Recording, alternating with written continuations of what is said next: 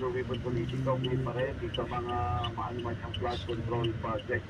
Ang katatapos lamang tanongin ni Senator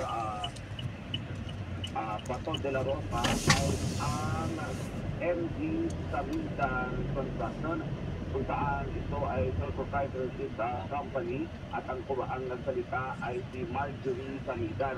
Kinukwento kasi ni Senator Bato de la Rosa kung saan nagawa itong kumpanya na ito sa loob ng 5 taon, yung mga flood control project na nakuha nila na nagkakalaga ng 5.022 billion pesos. Ito kumpanya na ito nagsimula lamang sa 250,000 pesos na kapital. Pero hindi na itong isalitan na legal ang lahat ng kontrata na kanilang pinasok at wala isa na ghost project na kanilang ginawa o mga flood control projects na napunta sa kanila ay maituturing na ghost project. Lahat daw ito ay kanilang na-deliver. Kaya sabi ni Senator Bato de la Rosa ay dapat panindigan itong si Marjorie Samintan sapagkat posible dahil under oath siya ay siyang papakulong sa binado kumapatunay nag-isinungaling siya kaugnay sa mga flood control project na kanilang nahawakan itong MV Samintan Construction. Pakinggan natin ang pag-release. Ang lisensya. So ang ginagamit yung sole proprietorship. Ang tinatanong namin, ano pong category ng inyong lisensya? Registered at SICAP at General Engineering A. So pagka A po kayo, ang allowable range of contract is only 300 million. Tama? Ano, ginawa? Hindi ko nga i-spray ng yung mga ginagamit ko sa Merong rito, merong range eh. Gandaan sila kasi walang parang ano lang daw. Or triple A, up to large B. Merong yan eh. Ano ako nilakay? That will be 450 Hindi ako nilakay. billion. Nilay? Nilakay ko lang yung powder na eyebrow. Lang.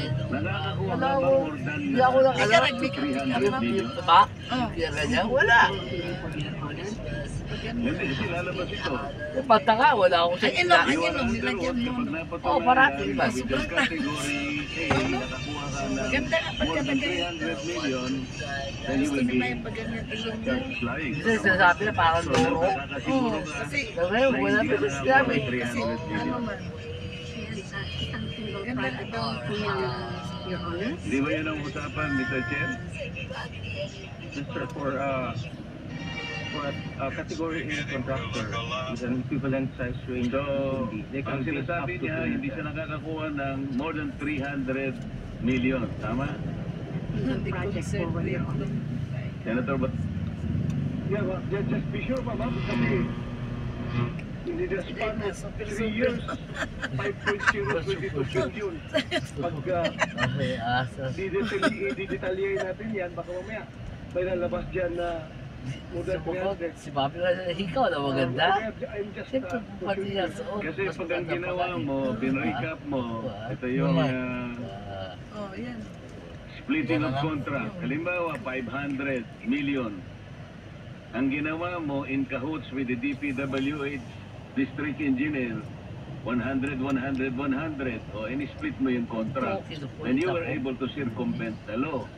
Isang pagpunta, So, you ibablock have mo to na be siya. very careful. Baka sinasabi mo per contract. Oo nga, pero in-split ninyo because malalaman po namin yun eh.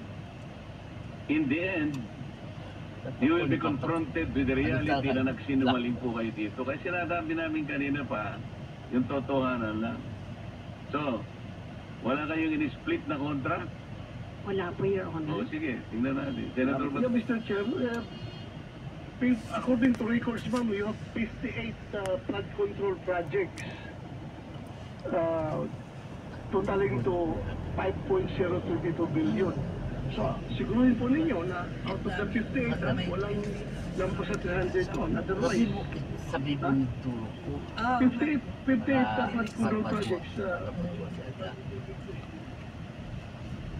Hindi na ka 5% siya. Kasi sa buwan, gabungan na sa kulang na 5 billion divided by 58. 7,000. Tama yung let me help you, Tama madam. yun.